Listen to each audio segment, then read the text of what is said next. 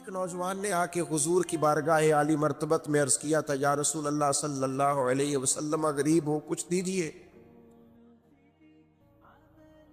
تو حضرت جابر بن عبداللہ رضی اللہ تعالیٰ عنہ فرماتے ہیں، ہم نے حضور سے بڑا کچھ سنا، یہ لفظ نہیں، لفظ لا، یعنی میرے پاس نہیں ہے، یہ ہم نے حضور سے سنا ہی نہیں۔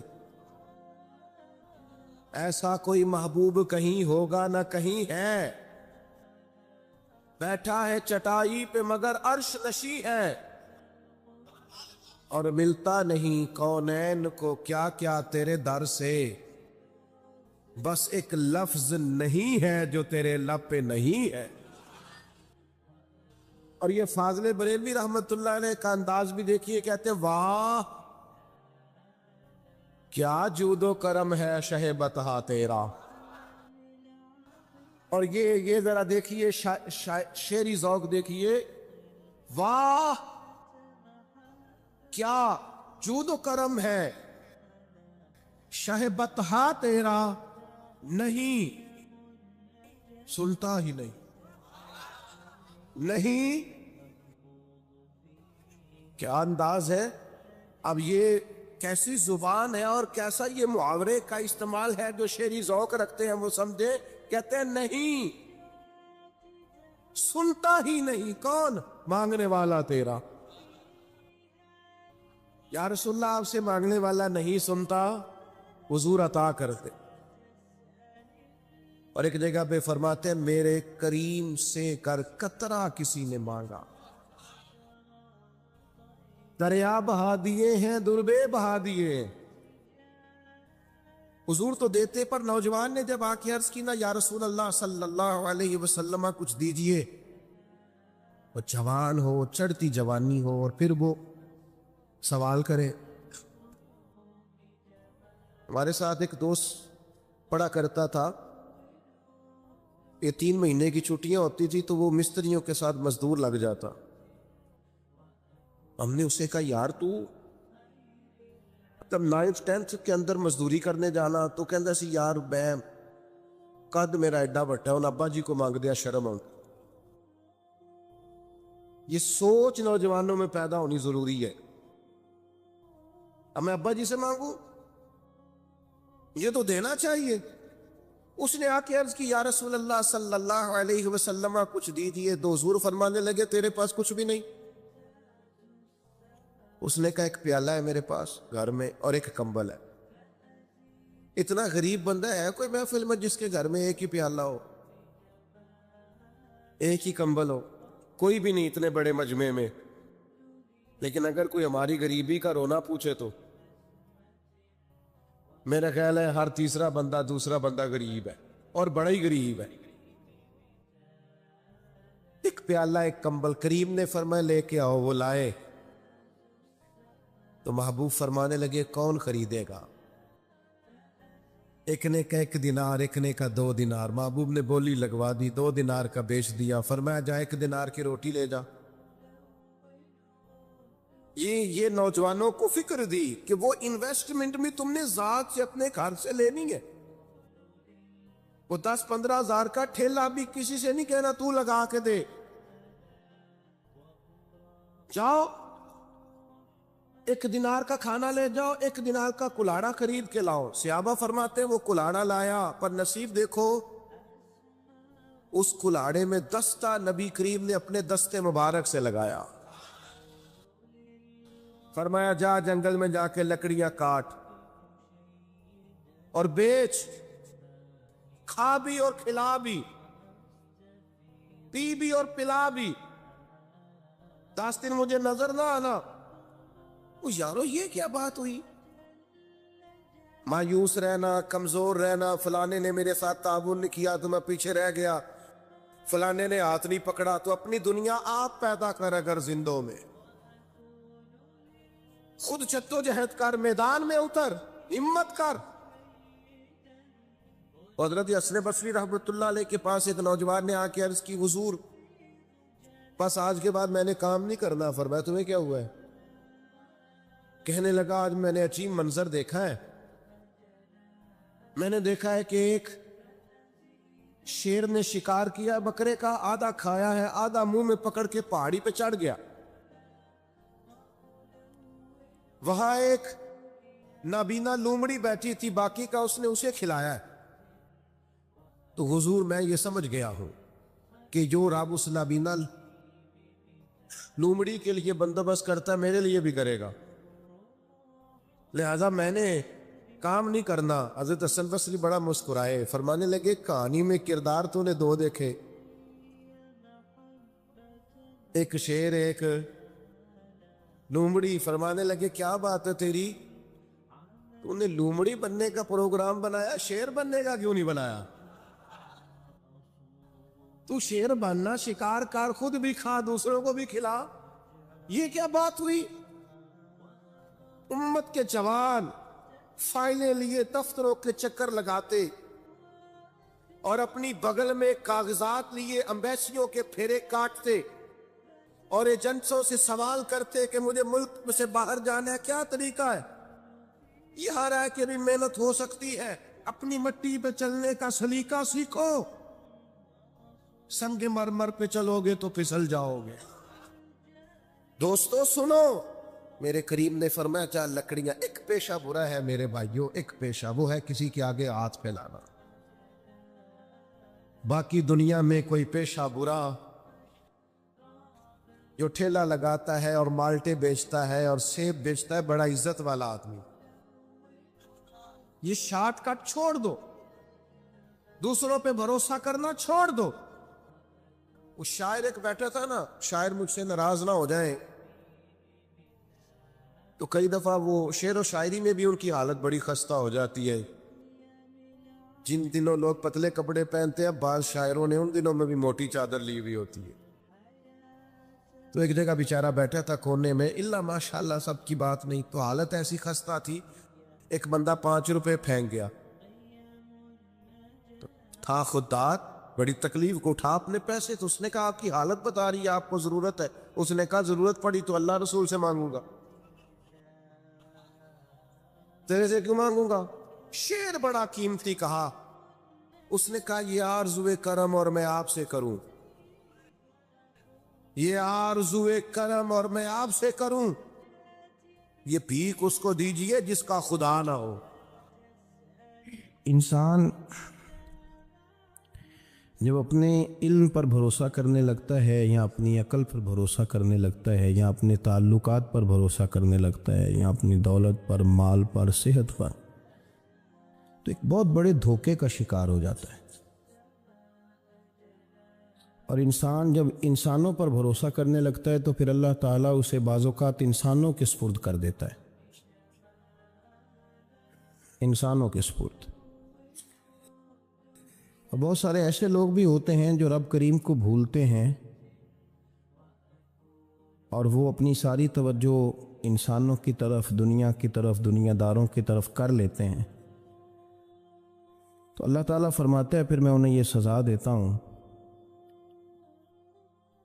کہ وہ مجھے بھولنے نکلے تھے تو میں نے انہیں ان کا اپنا آپ بھی بھلا دیا، اپنا آپ بھی۔ سورہ حشر کو دیکھیے گا، فرمایا وَلَا تَكُونُوا كَالَّذِينَ نَسُوا اللَّهَ فَأَنسَاهُمْ أَنفُسَهُمْ، ان لوگوں کی طرح نہ ہو جانا جنہوں نے اللہ کو بھلا دیا تو اللہ نے پھر انہیں ان کا اپنا آپ بھی بھلا دیا، انہیں اپنی بھی ہوش نہیں رہی، وہ ایسے مسائل میں گھر گئے، وہ ایسی آزمائشوں میں الجھ گئے، وہ ایسی دنیا داری کے اندر الجھے کہ انہیں اپنا بھی پتہ نہ چلا۔ اب تو ڈھونڈتا پھرتا ہوں اے اقبال اپنے ہی آپ کو،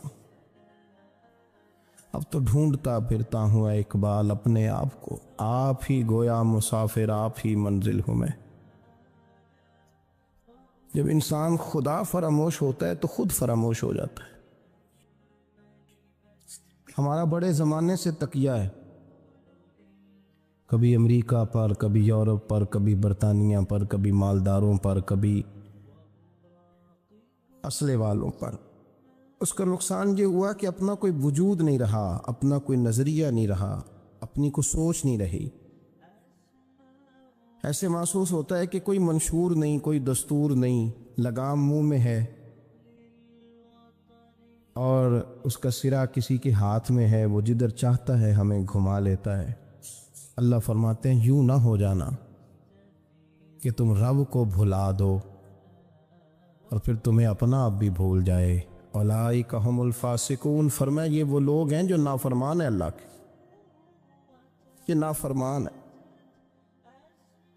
جب یہ نظریہ بن گیا، جب یہ ذہن بن گیا کہ پیدا اللہ نے کیا ہے، دینا اللہ نے ہے، عطا کرنے والا اللہ ہے، نوازنے والا اللہ ہے، تو پھر ساری توجہ دنیا داروں کی طرف رکھنا، میں اللہ والوں کی طرف توجہ رکھنے کا قائل ہوں، میں وہ سمجھتا ہوں، ہم اس چیز کے قائل ہیں، لیکن وہ بھی کوئی آستانہ ہے کہ جہاں حق مرشد کا نعرہ تو بڑا لگے پر رب کا نام ہی نہ سننے کو ملے۔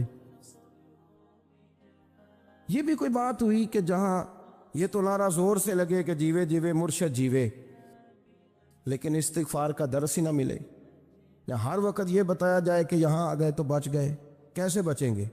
میرے رسول پاک علیہ السلام کا دروازہ سب سے بڑا دروازہ ہے، حضور کا دروازہ سب سے بڑا دروازہ ہے، لیکن میرے دوستو یاد رکھنا، نبی پاک علیہ السلام نے بھی لوگوں کو جب رستہ دکھایا ہے تو رب کریم کا رستہ دکھایا ہے، اللہ کا رستہ دکھایا، اللہ کریم کا رستہ دکھایا، لوگوں رب کی طرف توجہ کرائی۔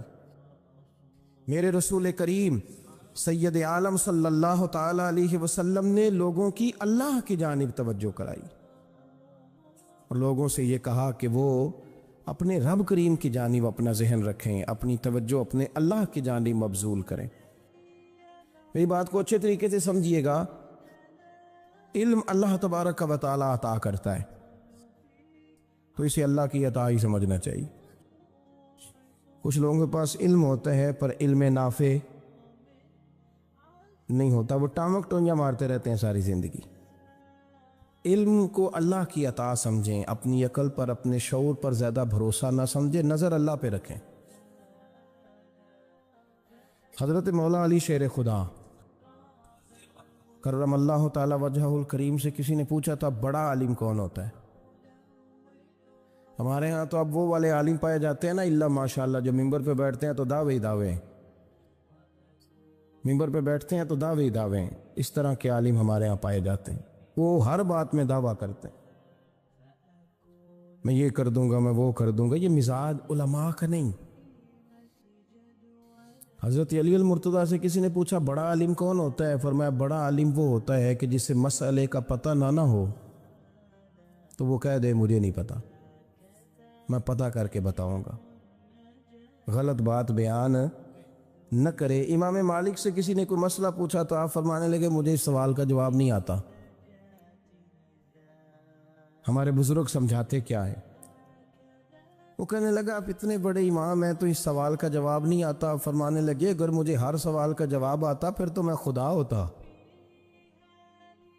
مجھے ہر سوال کا جواب نہیں آتا، مجھے تو اتنا آتا ہے جتنا میرے رب نے مجھے عطا کر دیا ہے۔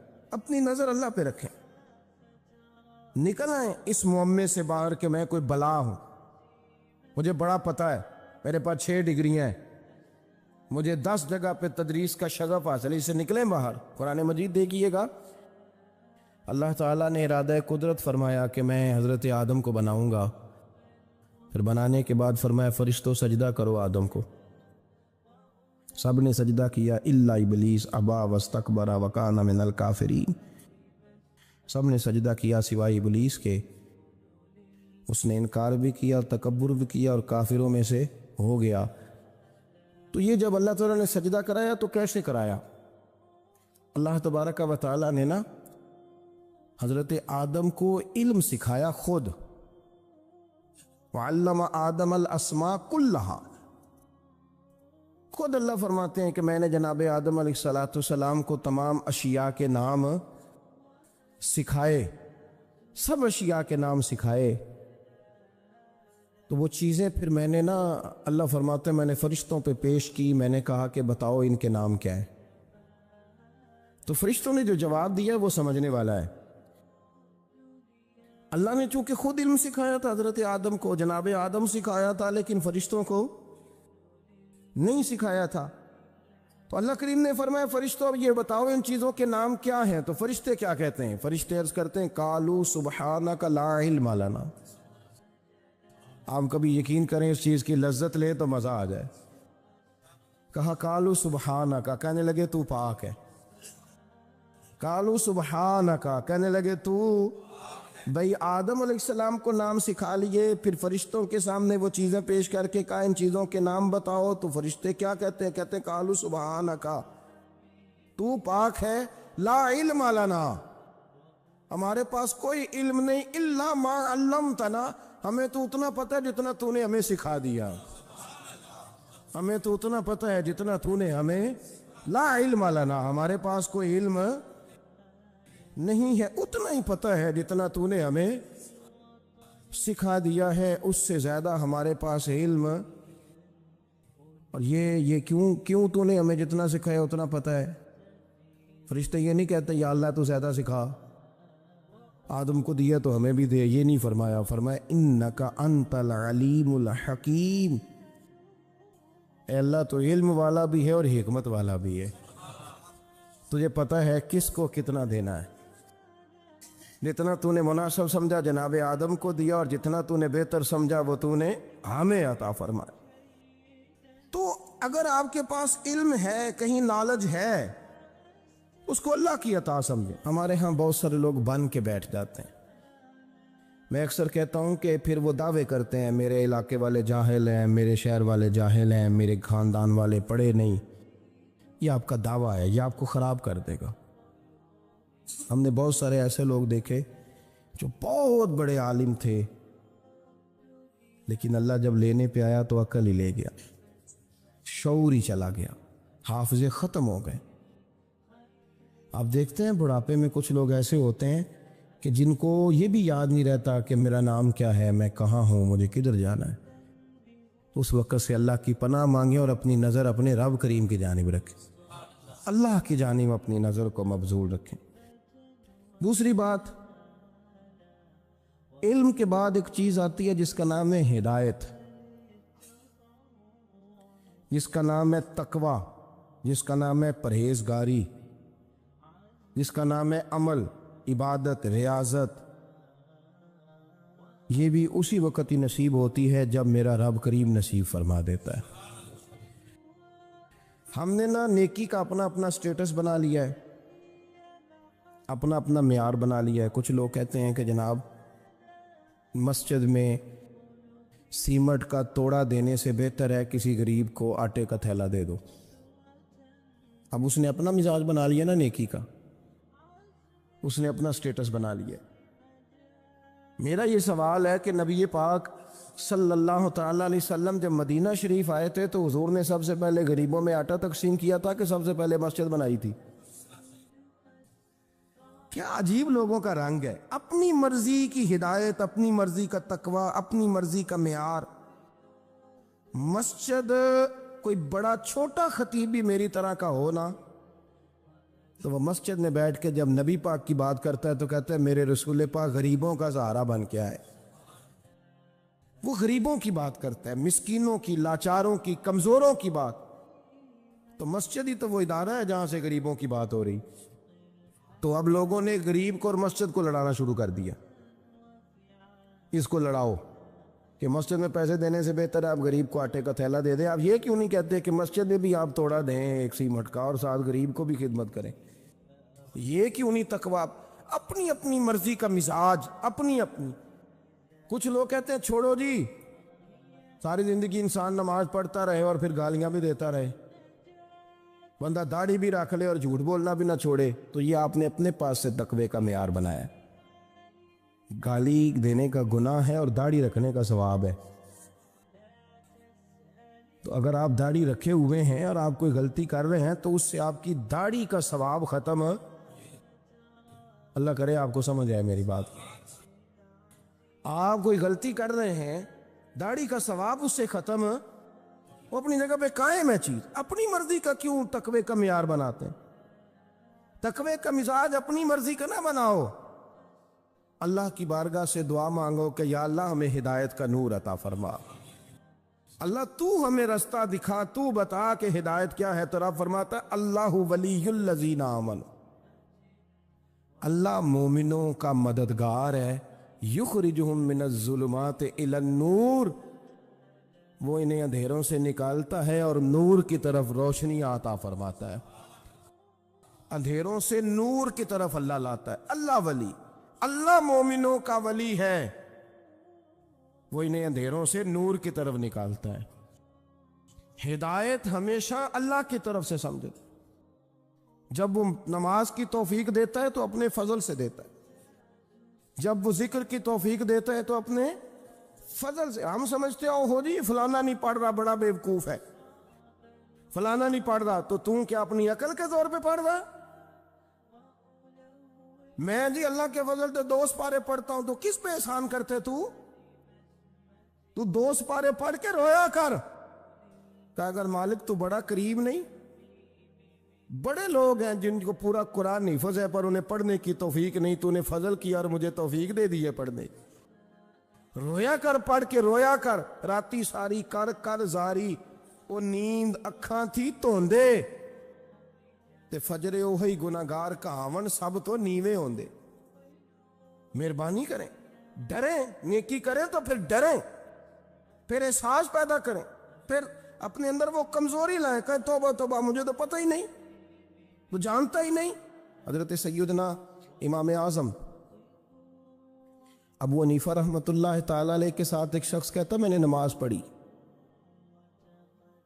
تو عشاء کی نماز تھی. یہ جو لوگ بڑے ہوتے ہیں نا، جن کے پیار کرنے والے بڑے ہوتے ہیں، ان کے گرد خوف بھی بڑا ہی ہوتا ہے، انہیں بڑا ڈر لگتا ہے، بڑی بعض اوقات آزمائش ہوتی ہے ان کی. عشاء کی نماز کہتے پڑھی تو امام صاحب نے نا عشاء کی نماز میں تلاوت کی آیتیں فَمَن يَعْمَلْ مِثْقَالَ ذَرَّةٍ خَيْرًا يَرَهُ وَمَن يَعْمَلْ مِثْقَالَ ذَرَّةٍ شَرًّا يَرَهُ. فرمایا جو ذرہ برابر خیر کرے گا وہ بھی قیامت میں دیکھے گا، اور جو ذرہ برابر شر کرے گا وہ بھی قیامت میں اس شر کو دیکھے گا، اس کے سامنے آئے گا. تو وہ شخص کہتا ہے کہ سارے لوگ نماز پڑھ کے چلے گئے تو امام صاحب رحمۃ اللہ علیہ نے اپنی داڑھی پکڑی، رو رہے ہیں. کہتے ہیں وہ ذرہ برابر نیکی کا بدلہ دینے والے، وہ ذرہ برابر شر پہ سزا دینے والے میری سفید داڑھی کو دیکھ. مالک میرے ذرے ذرے سامنے نہ لانا، لوگ تو میری بڑی قدر کرتے ہیں دنیا، میں تو بڑا پہچانا جاتا ہوں، لوگ تو میری راہوں میں پھول لیے کھڑے ہوتے ہیں، یہ بڑا نوازتے ہیں. قیامت میں رسوا نہ کر دینا، میرے لیے مشکل ہو جائے گی. وہ کہتے ہیں میں نے امام صاحب کا درد دیکھا، مجھے کوئی کام تھا تو میں چلا گیا. میں نے کہا کہ وہ اس وقت اللہ کے حضور حاضر ہیں تو میں دوبارہ آؤں گا. کہتے ہیں میں تہجد کا وقت آیا تو امام صاحب وہیں بیٹھے تھے اور ان کی داڑھی آنسوؤں سے بھری ہوئی تھی اور زور سے داڑھی پکڑی ہوئی. کہنے لگے مالک رسوا نہ کر دینا، قیامت میں رسوا نہ کر دیں. یار جو ہدایت یافتہ لوگ تھے وہ تو ڈرے ہوئے تھے، وہ تو سہمے ہوئے تھے، وہ تو کہتے تھے یہ اس کا فضل نہیں، اس نے بلا لیا، یہ اس کا کرم نہیں. حضرت باعزید بستامی کسی کافر کو دیکھتے تو رو پڑتے، کہتے مالک تو کتنا قریب ہے، یہ بے ایمان رہ گیا، تو نے اپنے فضل سے مجھے اپنے نبی کا غلام بنا لیا. وہ رو پڑتے. یہاں تو لوگوں کا دعویٰ ہی بڑا ہے. نمازی اللہ خیر فرمائے وہ تو دوسروں کو گھورتا ہے، وہ کہتا ہے جنت کا میں مالک کو کنجیاں میرے پاس ہیں، میں کسی اور کو گھسنے نہیں دوں گا. اور اگر 2-3 حج کر لے تو پھر تو وہ کہتا ہے کہ اب میرے سے پوچھ کے لوگ جنت میں جائیں گے معاذ اللہ. اور اگر وہ 2 4 5 7 دفعہ کوئی نفل پڑھ لے تو پھر وہ کہتا ہے چھوڑیں جی سارے لوگ بے عمل ہیں، میں اکیلا نیک ہوں. نہ ایسا کریں، اپنی توجہ اپنے رب پہ رکھیں، اپنی توجہ اپنے معین الملت والدین، عطا رسول، ہند الولی، غریب نواز، خواجہ معین الدین چشتی، حضرت خواجہ اجمیر، شاہ اجمیر، والی ہندوستان.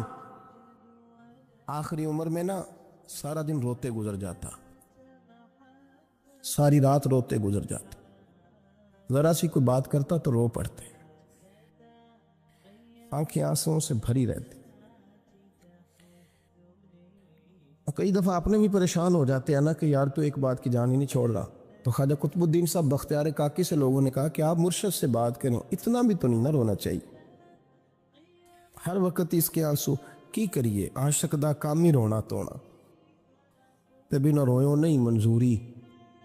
ये आशक सदा ही रोंदा रहिंदा है, भावें वसल होवे ते भावें दूरी। हर वक्त रोने का क्या मतलब है? तो ख्वाजा कुतुब साहब कहते हैं मैं करीब गया तो मैंने पैर दबाए, मैंने कहा सोनिया लोग तो कुछ भी नहीं करते, तूने तो कमाल कर दिया, 90 लाख आदमी मुसलमान कर दिया, दुनिया कुछ नहीं करती, तूने 50 साल सारी रात मुसल्ले पे बैठ के रब राजी किया। तू शहजादा था, हुजूर की औलाद था, लेकिन मोइनुद्दीन तेरा एक प्लाट भी नहीं, तूने तालिब इल्म पाले, उन्हें गरीबों को दिया, तूने नवाजा, कोई शय नहीं तेरे पास, हर चीज तूने, तो सारी रात रोते हो, सारा दिन रोते हो। तो ख्वाजा कुतुबुद्दीन साहब कहते हैं मैंने जब अर्ज किया तो ख्वाजा साहब मुझे गले लगा लिया, चीख मार के रोए, कहने लगे कुतुबुद्दीन पुत्र दाढ़ी सफेद हो गई, जाने का वक्त आ गया, जो तूने नेकियां गिनवाई हैं वो हैं सही मेरे पास, पर यार की बारगाह में पेश करने के काबिल एक भी नहीं, एक भी नहीं। तू बारगाह तो देख कितनी बड़ी है, रसूल करीम की बारगाह में पेश करने के काबिल इनमें से एक भी नहीं। तो आस्ताना देख कितना बड़ा है, क्या पेश करूंगा, क्या अर्ज करूंगा हुजूर की बारगाह में, किस तरह। वो यार जो बड़े थे वो तो डरे हुए थे, सहमे हुए थे, वो तो बड़ी आजमाइश में थे, लेकिन मेरा और आपका रट्टा 2 नमाजें पढ़ के 6 नमाजों का दावा करना और लंबी चौड़ी कहानियां बनाना और अपने मुंह से अपनी तारीफें करना, इससे थोड़ा बाहर आए। रिस्क भी मेरा अल्लाह ही देता है, इल्म भी अल्लाह देता है, रिस्क भी। बड़े बड़े फकीरों को मालदार होते देखा, बड़े बड़े मालदारों को फकीर होते देखा, बड़े बड़े। मेरे एक बड़ा सखी किस्म का सज्जन है, बड़ा प्यारा है, मैं उसे सखी मानता हूं। मैंने अपनी परेशानियों के दिनों में भी उस शख्स को सखी देखा। एक दिन रात को मुझे टेलीफोन करके कहने लगा किधर हो? मैंने कहा मैं घर हूँ। नहीं अक्सर सफ़र में होते हो ना? तो मैंने कहा नहीं, तबीयत कैसी है? ठीक है, बस हाल चाल पूछना था। मैंने समझा ये, मैंने कहा यार ये कोई मसला है, वरना रात के 2 बजे कोई हाल पूछने को फ़ोन तो नहीं ना करता, कोई मतलब ऐसा तो मसला नहीं ना। तो मैंने बैक कॉल की, मैंने कहा यार मेरी बात सुन, मसला क्या? कि नहीं कुछ नहीं दिल कर रहा था। मैं कहा मेरी गल सुन, रहे असी 4-5 साल कट्ठे, मैं तेन जानना, असल बात कर। कहने लगा मकान भी बड़ा है, सारा कुछ ठीक है, पर वो बड़ा ही बेनियाज है। कुछ हालात इस किस्म के आ गए हैं कि लोगों को बताऊं भी तो लोग मानने को तैयार नहीं। ज़्यादा नहीं, मुझे ना थोड़े से पैसों की ज़रूरत है, को 15-20 हज़ार अगर मिल जाए मेरी ज़रूरत। आप यकीन करें मैं रोता रहा सारी रात। मैंने कहा ओ मेहरबाना तेरा किस तरह करांगे, इससे लेके ज़माना इस्तेमाल करता था, पर बेपरवाही वेख ना सज्जड़ दी, जिथे किसे दी पेश ना जावे, उन्हें ताजा वाले दर दर रोले ते मंगते तख्त बिठावे। सजना किसे नू कारा मिल दई, कोई काबे खाली आवे। वल्लाहु खैरुर राज़िकीन, कहते तू दाएं बाएं ना जा, रिस्क तो तुझे मैं दूंगा, मैं हूं बेहतर रिस्क देने वाला। बड़े बड़े बादशाह, बड़े बड़े शहनशाह, बड़े बड़े लोग, हाथों में कासे, फकीरियां। उम्मे रबिया कहा करती थी, बड़ी नेक और साले खातून थी। वो कहती हैं कि मैं ना बड़े अमीर आदमी की बीवी थी, अपने शौहर के साथ छत पे बैठी थी तो नीचे फकीर मांगने वाला आया, उसने बड़े दर्द से सदा की, तो मैंने अपने शौहर से कहा कुछ दे दे। कहा दफा कर, इन लोगों ने धंधा बनाया हुआ है, کہتی میں میکے سے بھی بڑا مال لے کے آئی تھی، میرے ماں باپ بڑے امیر تھے، تو میں نے نا چوری اپنے خامد سے نظر بچا کے باتھ روم جانے کے بہانے گئی اور نیچے جا کے 5 دینار میں نے اس فقیر کی ہتھیلی پہ رکھے۔ کہتے اس نے 5 دینار دیکھے، پھر میری طرف دیکھا تو میں نے اس کی آنکھوں میں آنسو چمکتے دیکھے۔ کہنے لگے بی بی رب تیرا بھلا کرے، میں 3 دنوں کا بھوکا ہوں۔ کہ وہ چلا گیا، میں گھر آ گئی۔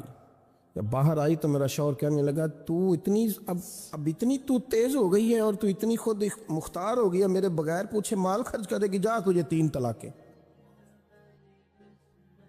کہتی میں بالدار اور وزادار باپ کی بیٹی تھی، طلاق لے کے گھر آئی تو میرا باپ ٹوٹ گیا، چارپائی پہ چلا گیا۔ اوہو یہ کیا بن گیا؟ کہتی بڑی تکلیف رہی۔ 1-2 سال کے بعد میرے ابا نے میری شادی کر دی۔ اب جس شوہر کے پاس گئی وہ بڑا نیک تھا، پرہیزگار تھا، اللہ نے بہترین صلہ دیا۔ کہتی چھت پہ بیٹھی تھی، دروازے پہ فقیر آیا، میں نے شوہر سے کہا کچھ دے دوں؟ کہنے لگا 5 نہ دینا، 15 دینا، 20 دینا، میں فقیر ہوں، میں نے فقر سے دولت دیکھی ہے، اسے خالی نہ لوٹانا۔ کہتی ہے کہ میں نیچے گئی اور جب میں نے اس کی طرف دینار بڑھائے تو میری چیخ نکلی، پیسے پھینک کے میں بے ہوش ہو کے گری۔ میرا شوہر نے آ کے اٹھایا، اندر لے گیا، پانی منہ پہ چھڑکا، کہنے لگا تجھے کیا ہوا؟ کہنے لگی یہ جو مانگنے آیا یہ میرا پہلا شوہر تھا، وہی تھا جو کہتا تھا کہ تو 5 دینار دے آئیے، جا تجھے 3 طلاقیں۔ پڑھو نا حدیث پاک، میرے نبی پاک علیہ السلام نے فرمایا ایک بندہ گنجا تھا، گنجا، کوئی ترتیب آگے پیچھے ہو جائے تو مفہوم کے لحاظ سے، لیکن میں مفہوم اس کا واضح کرتا ہوں۔ ایک گنجا تھا، کوئی شے نہیں تھی، سر پہ بال بھی نہیں تھے، رویا کرتا تھا۔ اللہ تعالیٰ نے فرشتے کو بھیجا، تجھے کیا چاہیے؟ تو کہنے لگا بال آ جائے اور تھوڑا مال آ جائے۔ فرشتے نے ہاتھ پھیرا تو بال بھی آ گئے تو بکریاں بھی آ گئیں، لائنیں لگ گئیں، مال ہی مال ہو گئے۔ دوسرے کے پاس گیا، وہ کوڑا تھا، اس کو جا کے کہا کیا چاہیے؟ کہنے لگا شفا ہو جائے اور کچھ اللہ تعالیٰ آسانی کر دے۔ شفا بھی ہو گئی، گائیں بھی دے دی، بھینسیں بھی دے دی، مال ہی مال ہو۔ پھر ایک کے پاس گیا، وہ اندھا تھا، تجھے کیا چاہیے؟ اس نے کہا آنکھیں مل لیں اور کچھ ساتھ اللہ مال دے دے۔ اونٹ ہی اونٹ ہو گئے۔ جب بڑا نواز دیا تو پھر مالک نے امتحان لینے کا ارادہ کیا، یاری تیری سونا ہے پر آزمائشاں بھی تیریاں اگ، آزمائشاں تیریاں، صحیح کہہ رہا ہوں، آزمائشاں تیریاں، یاری تیری سونا ہے پر آزمائشاں تیریاں، یہ سونا پرکھیا جان دائی پہلو نہ لگاں دے لگ۔ اللہ نے فرمایا آزمائش کرو۔ سب سے پہلے گنجے کے پاس آئے، اسے کہا اللہ کے رستے میں کچھ دے، کہنے لگا میرے خرچے ہی بڑے ہیں، دیکھو تو صحیح کتنی مشکل میں وقت گزارتا ہوں، حال ہی کوئی نہیں۔ تو اس نے کہا میں نے تو سنا ہے تو گنجا اور بھوکا ننگا تھا۔ کہنے لگا میں تو جدی پشتی رہی سے اعظم ہوں، تو یہ کس پاگل نے کہا ہے بھاگ جا؟ اس نے کہا اچھا جیسے تو تھا ویسے ہی ہو جائے۔ کھیت کھلیان اجڑ گئے، پھر سے گنجا ہو گیا۔ حضور علیہ السلام فرمانے لگے، پھر وہ اس کے پاس گیا جو کوڑا تھا، اسے کہا کچھ دے، کہنے لگا خرچے ہی بڑے۔ اب پوچھ لیں کسی امیر آدمی سے، کہے گا چکی کے نیچے ہاتھ ہے میرا، میرے سے زیادہ تو پریشان بندہ ہی کوئی نہیں۔ کیا بتاؤں آپ کو، اتنا ٹیکس ہے، اتنا جرمانہ ہے، فلانی شے، بڑا کچھ گنواتے ہیں لوگ۔ اس نے کہا میں نے تو سنا تو پہلے کوڑا تھا۔ اس نے کہا جا دوڑ جا، میں تو رئیس اعظم ہوں، دادا بھی پردادا بھی اور ساری نسل ہی۔ اس نے کہا اچھا جیسے تو تھا ویسے ہی ہو جائے۔ پھر وہ گیا اندھے کے پاس اور جا کے کہا اللہ کے نام پہ کچھ دے۔ تو کہنے لگا رب کے نام پہ؟ یہ کھڑے ہیں اونٹ، جتنے تیرے دل کرے لے دا۔ اس نے کہا کیا معنی اس بات کا؟ کہنے لگا یار تجھے کیا بتاؤں، میں تو اندھا تھا، میں نے تو کبھی دنیا دیکھی نہیں تھی، پھر اس کریم نے فضل کیا تو مجھے بڑا کچھ دکھایا۔ میں کیا بتاؤں، میرا دل کر رہا ہے کہہ دوں کہ پھر اس نے کعبہ دکھایا، پھر اس نے روضہ رسول دکھایا، پھر اس نے ریاض الجنہ کے سجدے دکھا. پھر اس نے اپنے محبوب کے دروازے کی رونقیں دکھائیں. اس نے بڑا کچھ دیا, اس نے بڑا نوازا. میرے پاس تو شاید میں بدکار پرانا خادم, کسے در ملی نہ ٹوئی. واصف یار نے نظر جو کی تھی, پھر واصف ہی ہوئی. یہ تو اس کا کرم ہوا. تو یہ وہ کہنے لگا تو اللہ کے نام پہ جان مانگ, میں وہ بھی دینے کو تیار. میرے پاس تو شے کوئی نہیں, تو مجھے تو اپنا پتہ ہے, میں تو کوئی شے نہیں تھا, کچھ نہیں تھا میرے پاس. یہ تو ان کا کرم ہے کہ رخ ان کا ادھر ہے. اور مختصر سی میری کہانی ہے, یہ جو بھی ہے ان کی مہربانی ہے. تو وہ کہنے لگا میں بھی کچھ لینے نہیں آیا تھا, تیری آزمائش ہی کرنے آیا تھا. تیری عزتیں بھی سلامت رہیں گی, تیرا مال بھی سلامت رہے گا, تیری شفا بھی. اپنی زندگی میں کبھی بھی اللہ کی بارگاہ سے توجہ ادھر ادھر نہ کریں. چھوڑے لوگ کیا کر رہے ہیں, دنیا کیا کہہ رہی, کبھی بھی